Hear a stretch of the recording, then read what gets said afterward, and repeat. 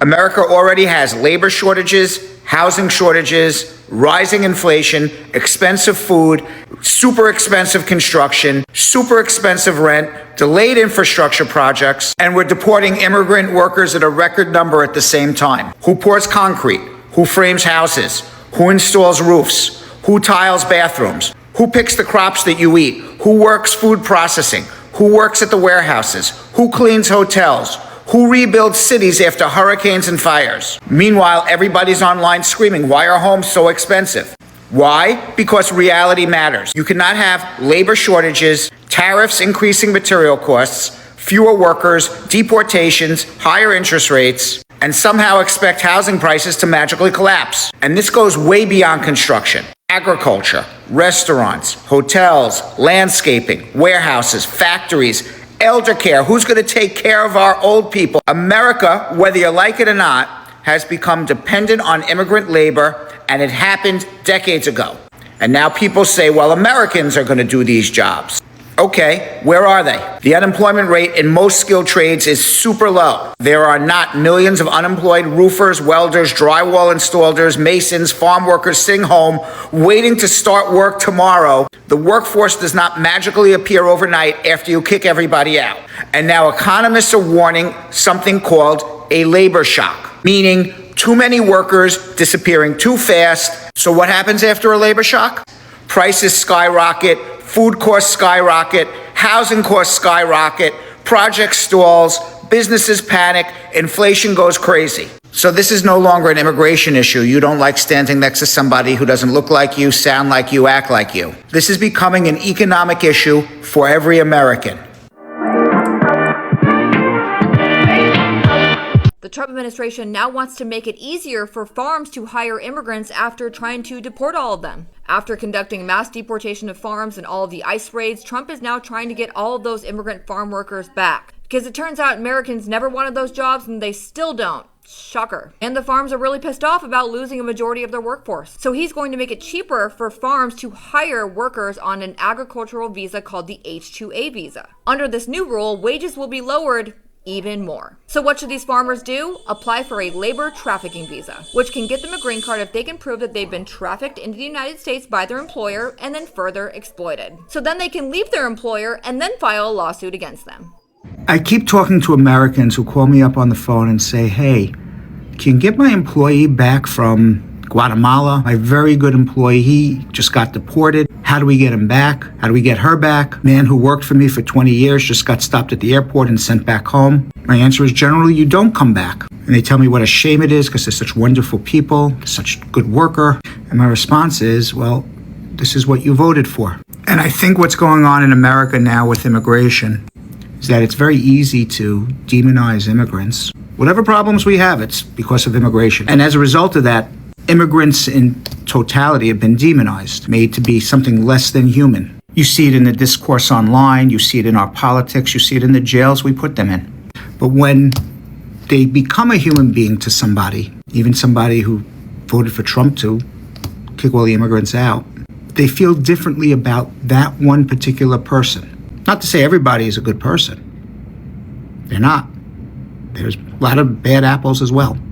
But when we categorize everybody as being bad and should be out, you don't get to pick and choose the good people who get to stay and those who leave. So when people call me up and say, how do you get my man back? How do you get this woman back?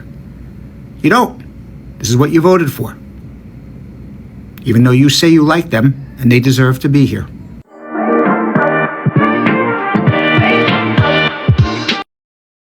Hello everyone, welcome back to the channel. Today I want to talk about something very important. Many people in America are now talking about farmers, workers, food price and immigration.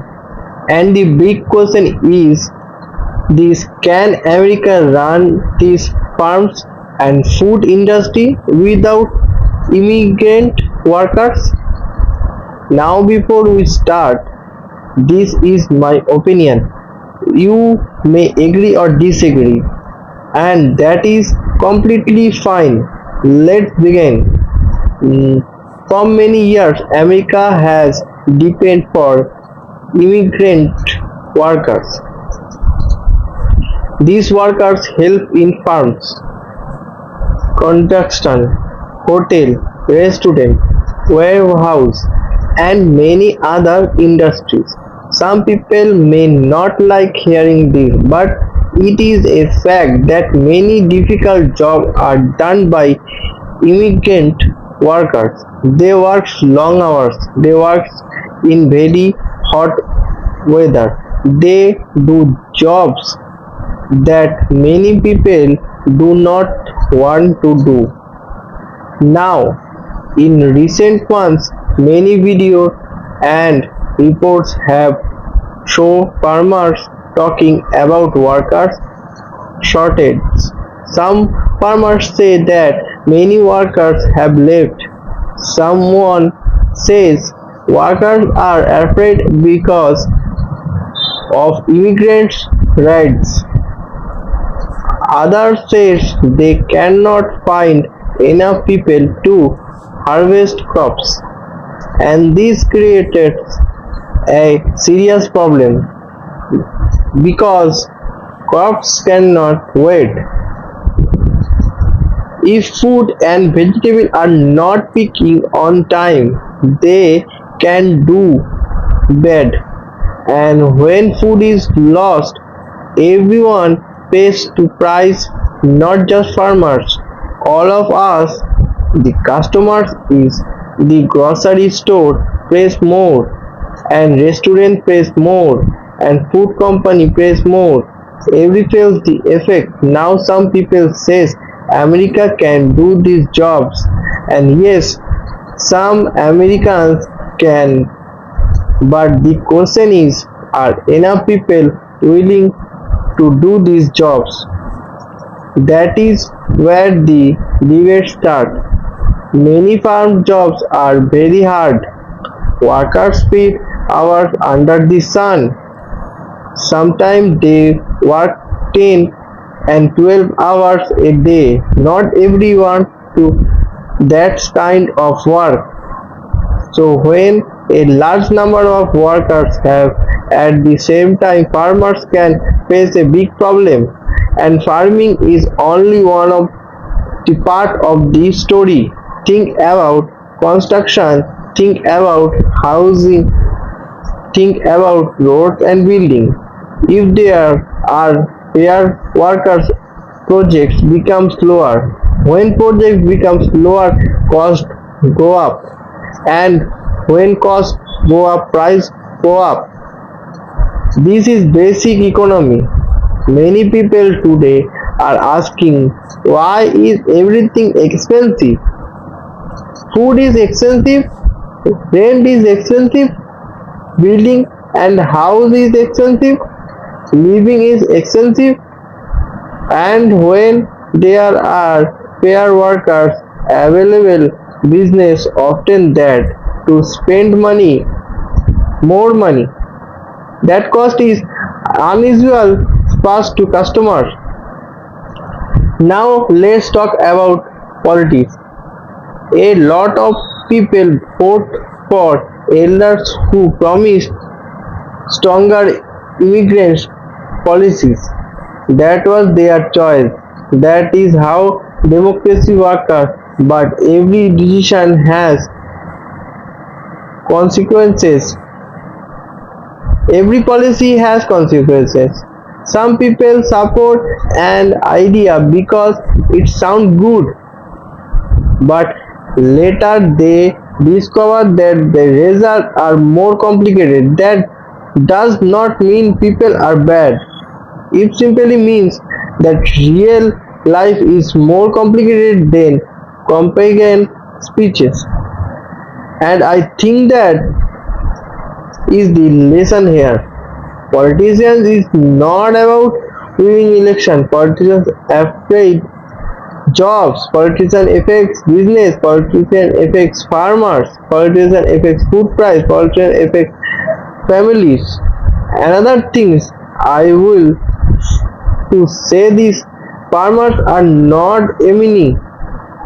Workers are not enemy. Most farmers is simply trying to protect They are farmers. Most workers are simply trying to learn more money and support their farms. The real challenge is building a balance. A country needs laws, a country needs borders, but a country also needs workers. A country needs security, but a country also needs a strong economy. Finding a stable is not finding that balance is not easy, and that is why the issue creates so much debate. Personally, I think Americans need a particular situation, not a emotion situation, not a political situation, not a particular situation, because food production is important. If farms struggle, food price can rise. If food price rise, the ordinary Flemings suffer. And nowadays, what I also think if the important of the request workers, there are someone was born in America or comes from another country. Hard work deserves respect. People who harvest food, people who build house, people who repair roads, people who claim buildings. They are the jobs matter. Without these workers, daily life becomes more difficult. At the same time, laws also matter. That is why leaders need a to create politics that protect both of the economy and the country. The goal should be smart situation, not endless fighting, not endless blaming, smart solution. Because when people spend all their time blaming each other, problems do not get solved. Now I want to ask you someone, if a farm lose most of its workers overnight, that happens. If crops are left the fight, what happens? If food production fails, what happens? The answer is simple. The economy fails, the impact.